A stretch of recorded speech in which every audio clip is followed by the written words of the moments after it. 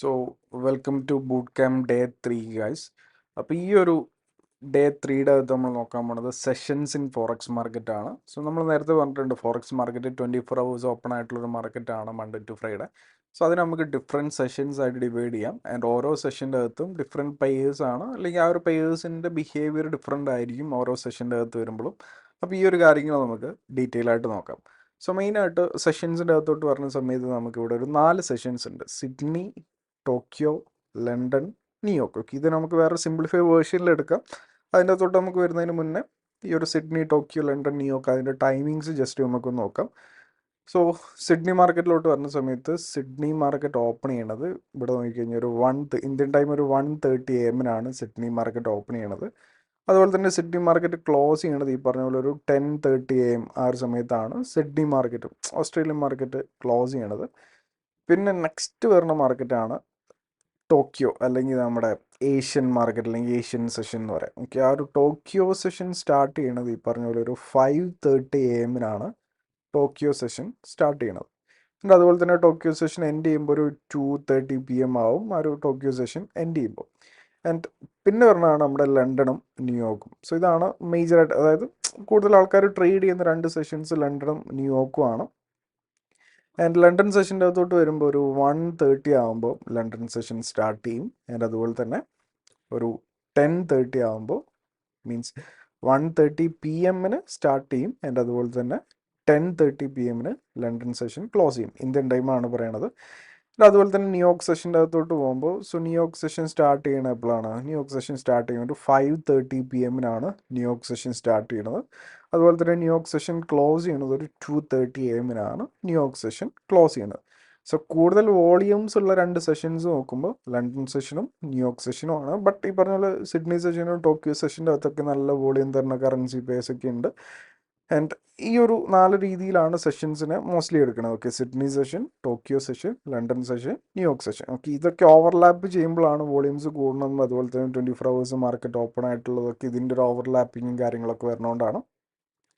ഇപ്പോൾ ഈ ഒരു സമയം ഇവിടെ നോക്കിക്കഴിഞ്ഞാൽ ഇവിടെ നമുക്ക് ലണ്ടൻ ഉണ്ട്, അതുപോലെ തന്നെ താഴെ ന്യൂയോർക്ക് ഉണ്ട്. ഒരു ഓവർലാപ്പ് ഇവിടെ വരുന്നുണ്ട്. അതായത് ഒരു ആഫ്റ്റർ 5:30 ടു ഒരു 10:30 PM നമുക്കിവിടെ ഒരു ലണ്ടൻ ന്യൂയോർക്ക് സെഷൻ്റെ ഓവർലാപ്പ് വരുന്നുണ്ട്. അപ്പോൾ ഈ ഒരു സമയത്ത് ട്രേഡിംഗ് വോളിയം കൂടുതലായിരിക്കും, അതുപോലെ തന്നെ വോളറ്റൈലിറ്റിയും കാര്യങ്ങളൊക്കെ കൂടുതലായിരിക്കും. ഓക്കെ, അപ്പോൾ ഈ ഒരു രീതിയിലാണ് സെഷൻസ് എടുക്കുന്നത്. അപ്പോൾ ഇവിടെ നമുക്ക് എടുക്കുമ്പോൾ കുറച്ച് കൺഫ്യൂഷൻസ് ഉണ്ട്. അത് നമുക്കൊരു സിംപ്ലിഫൈഡ് വേർഷനിൽ നമുക്ക് എടുക്കാം. അതായത് ഇപ്പോൾ ഞാനിവിടെ എടുത്തിട്ടുള്ളത് സെഷൻസിന് ഒരു 4 സെഷൻസായിട്ട് ഞാൻ ഡിവൈഡ് ചെയ്തു. സോ ഇതൊരു ക്വാർട്ടർലി തിയറിയുടെ അതിൻ്റെ ബേസിലാണ് ഞാൻ ഈ സെഷൻസിനെ ഡിവൈഡ് ചെയ്തിട്ടുള്ളത്. ഇവിടെ ഞാൻ 4 സെഷൻസ് എടുക്കുന്നത് Asia, London, New York AM, New York PM ആ ഒരു രീതിയിലാണ്. സോ ഏഷ്യ സെഷൻ്റെ അകത്ത് വരുമ്പോൾ, അതായത് ജസ്റ്റ് ഒന്നുമില്ല, 24 hours ഉള്ള ഒരു ദിവസത്തിൽ ഞാനൊരു ഒരു 4 ഈക്വൽ സെഷൻസ് ആയിട്ട് ഞാൻ ഡിവൈഡ് ചെയ്തു. അപ്പോൾ അതിന് 4 ഈക്വൽ സെഷൻസ് ആയിട്ട് ഡിവൈഡ് ചെയ്തപ്പോൾ ഓരോ സെഷൻസും നമുക്കൊരു 6 hours വെച്ചിട്ടുള്ള.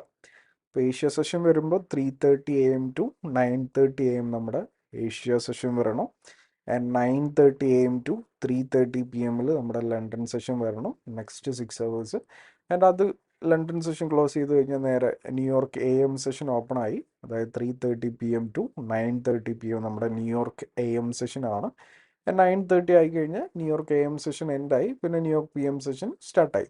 അപ്പം 9:30 PM ടു 3:30 AM വരണത് നമ്മുടെ ന്യൂയോർക്ക് PM സെഷനാണ്. ഓക്കെ, 3:30 AM ആയി കഴിഞ്ഞാൽ എന്ത് ചെയ്യും?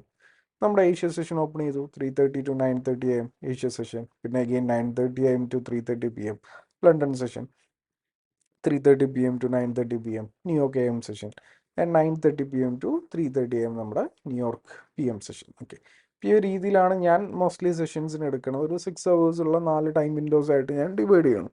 ഓക്കെ, ആൻഡ് അതുപോലെ തന്നെ ഞാൻ നേരത്തെ പറഞ്ഞു ഓരോ സെഷൻ്റെ അകത്തും കറൻസി പെയേഴ്സിൻ്റെ മൂവ്മെൻറ്റ്സ് ഡിഫറെൻ്റ് ആയിരിക്കും എന്നുള്ളൊരു കാര്യം നമ്മൾ പറഞ്ഞിട്ടുണ്ടായിരുന്നു. ഓക്കെ, അപ്പോൾ മോസ്റ്റ്ലി ഏഷ്യ സെഷൻ്റെ അകത്ത് നല്ല മൂവ്മെൻറ്റ്സ് വരുന്നത്, അല്ലെങ്കിൽ ഒരു കൂടുതൽ വോളറ്റൈലിറ്റി കാണിക്കുന്നത് JPY, AUD, NZD ഇൻക്ലൂഡഡ് ആയിട്ട് വരുന്ന പെയേഴ്സാണ്.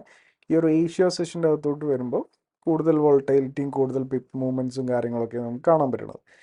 ലണ്ടൻ സെഷൻ്റെ അകത്തോട്ട് വരുമ്പോൾ ഈ പറഞ്ഞ പോലെ British pound, euro, Swiss Frank pairs ആണ് ഈ ഒരു ലണ്ടൻ സെഷൻ്റെ അകത്ത് വരുമ്പോൾ കൂടുതലും മൂവ്മെൻറ്റ്സ് നമുക്ക് കാണാൻ പറ്റുന്നത്.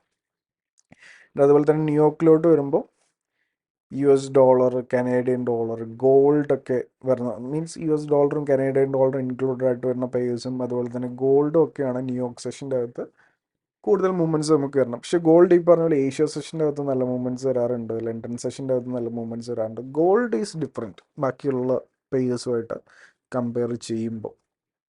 ഓക്കെ, അപ്പോൾ ഈ ഒരു രീതിയിലാണ് സെഷൻസ് വർക്ക് ചെയ്യണത്. സെഷൻസ് നമ്മൾ ജസ്റ്റ് ഒരു 4 ഈക്വൽ സെഷൻസ് ആയിട്ട് ഡിവൈഡ് ചെയ്തു. ആൻഡ് ഓരോ സെഷൻ്റെ അകത്തും ഏതൊക്കെ കറൻസീസ് ഇൻക്ലൂഡഡ് ആയിട്ട് വരുന്ന പേഴ്സ് ആണ് കൂടുതൽ മൂവ്മെൻറ്റ്സ് തരണത് എന്നുള്ളൊരു കാര്യം നമ്മൾ നോക്കി. അപ്പോൾ ഡേ 3 നമുക്ക് ഇത്രയേ ഉള്ളൂ. ആൻഡ് അതുപോലെ തന്നെ ഫോറക്സ് ട്രേഡ് ചെയ്യണമെങ്കിൽ നിങ്ങൾക്കൊരു ബ്രോക്കർ വേണം. ആൻഡ് ആ ഒരു ബ്രോക്കറിൽ സൈനപ്പ് ചെയ്യാനുള്ള ലിങ്ക് ഞാൻ ഡിസ്ക്രിപ്ഷൻ്റെ അകത്ത് കൊടുത്തിട്ടുണ്ട്. ആൻഡ് അൽപാരി ബ്രോക്കറാണ് ഞാൻ യൂസ് ചെയ്യണത്.